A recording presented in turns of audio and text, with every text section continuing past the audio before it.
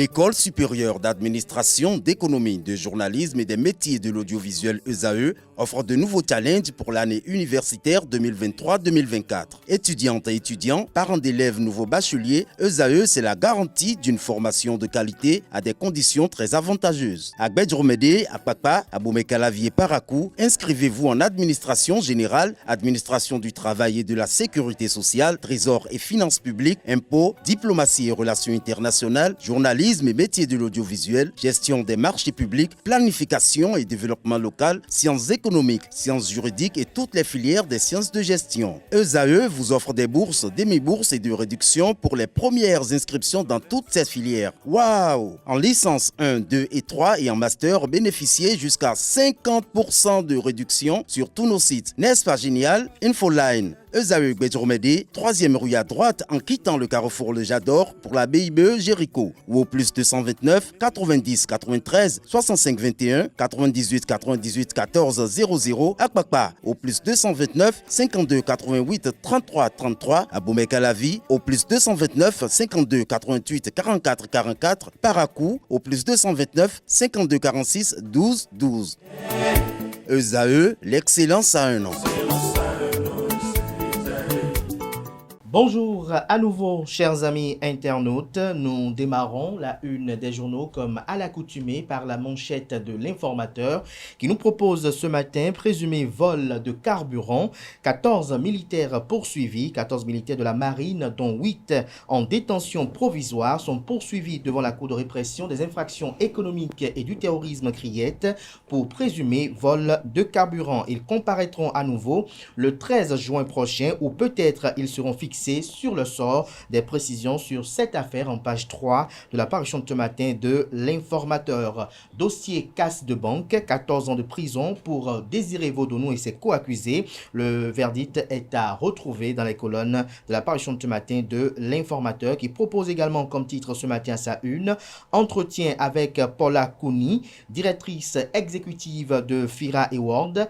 L'événement est reporté au 8 juin 2024. Les motivations de ce report vous sont exposés à la page 6 de la livraison de ce matin. À l'oreille droite, on peut lire Journal École, Togo, nouvelle constitution, plusieurs manifestants arrêtés. Une invite ainsi à découvrir dans les colonnes de sa parution les productions journalistiques des étudiants en formation sur les différents campus de l'ESAE, l'école supérieure d'administration, d'économie, de journalisme et des métiers de l'audiovisuel qui a ses campus dans les villes de Cotonou, d'Abomey-Calavi et de Parakou. La Nation ce matin manchette Bénin, coopération Bénin-Luxembourg, 46 milliards de francs CFA pour des projets d'envergure, lesquels projets vous sont listés à la page 2 de la livraison de ce matin. Journée internationale de la traite transatlantique, Ouida maintient la flamme du devoir de mémoire. Des précisions sur cette activité en page 13. Fraternité, ce matin manchette parle de répression pour non-port de casque, sévir avec la manière, bannir le zèle, l'incivisme des usagers de la route en question. Retrouvez l'article très édifiant du Canard en page 3 de sa livraison de ce matin. Activité illégale entourant la BGFI Bank, lourde peine pour l'ex-député Désiré Vaudonou, 14 ans de prison, 2 milliards d'amendes et des biens saisis. Des détails à la page 4. Le matinal à présent annonce d'une réforme du système partisan au Sénégal, Diomaye Faye à l'école de Patrice Talon. Le journal nous apprend à travers ces quelques lignes publiées en manchette que le nouveau président sénégalais Bassirou Diomaye Faye veut entreprendre de grandes réformes dans son pays. L'homme semble déjà conscient des défis qui l'attendent et a d'ailleurs levé un coin de voile sur ses ambitions pour le Sénégal. Au nombre des réformes annoncées figure en bonne place la rationalisation des partis politiques et la lutte contre la corruption, des chantiers sur lesquels le président béninois Patrice Talon s'était engagé au début de son premier quinquennat. Retrouvez l'article très analytique à la page 2 de sa livraison de ce matin. Le Canard qui nous annonce que la famille Chifteyan a le regret de vous annoncer le décès de Marcel Chifteyan, fondateur du groupe Erevan SA, survenu à Marseille le 1er avril 2024 à 92 ans. Les cérémonies funéraires auront lieu à Marseille le vendredi 5 avril 2024. Une messe sera dite le même jour à la paroisse Bon Pasteur de Cotonou, Kadiaou à 9h. Le Canard invite à avoir une pensée pieuse pour lui. Retrouvez plus de détails sur son parcours emblématique sur Terre à la page 2 de sa parution, de la parution de ce matin de Le Matinal. Matin libre ce matin en manchette communique ses droits bafoués en prison. Rekia Madougou lance un cri de cœur. Plus de 2 ans pour une autorisation d'examens médicaux. Le calvaire que je subis jour après jour est sans nom. Je porte ma croix et je vous survivrai grâce à Dieu. Ce sont des propos que rapporte Le Canard. Retrouvez des précisions aux pages 2 et 3 de sa livraison de ce matin. Ouverture du dialogue mondial des jeunes à Cotonou. Abdoulaye Biachane invite les jeunes à des réflexions osées. Nous passons à présent à Le Potentiel. Carcéral à promiscuité depuis 2021, brimade, torture, oppression. Rekia Madougou dénonce un traitement dégradant. Toujours à la une de Le Potentiel de ce matin, soutien aux producteurs agricoles du département du Koufo. Hippolyte Natabou distribue des semences de maïs aux agriculteurs d'Aplaroué.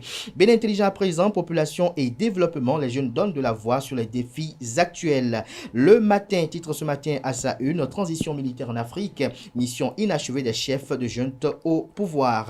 Nord-Sud Quotidien publie dans les colonnes de sa parution de ce matin pourquoi l'huissier de justice Agbogba est suspendu. Toujours à la une du quotidien Nord-Sud Quotidien de ce matin, élection à la haute autorité de l'audiovisuel et de la communication AC. Basile Tibozo, candidat catégorie presse écrite. L'événement précis ce matin en manchette, présidence de la République, Patrice Talon reçoit en audience la directrice de l'UNFPA, Nathalie Kanem, des précisions sur ce qui se sont dit à la page 2 de la livraison de ce matin du journal qui nous annonce que bientôt il y aura une deuxième phase de la répression aux infractions au code de la route. La sortie médiatique animée par le porte-parole de la police républicaine est retranscrite dans les colonnes de la livraison de ce matin. La fille du jour avec une interrogation assez pertinente ce matin, titre port obligatoire de la ceinture de sécurité pour tous les passagers qui dans des minibus communément appelés Tokpa Tokpa. Une image assez illustrative est mise à la une pour illustrer le titre dont l'article est à retrouver à la page 3 de sa parution de ce matin. On finit avec l'emblème du jour qui propose à ses lecteurs ce matin en manchette construction d'un grand stade au Bénin. Patrice Talon peut innover à Porto Novo avant la fin de son mandat. Voilà l'essentiel à retenir de la une des journaux de ce matin. Merci à vous.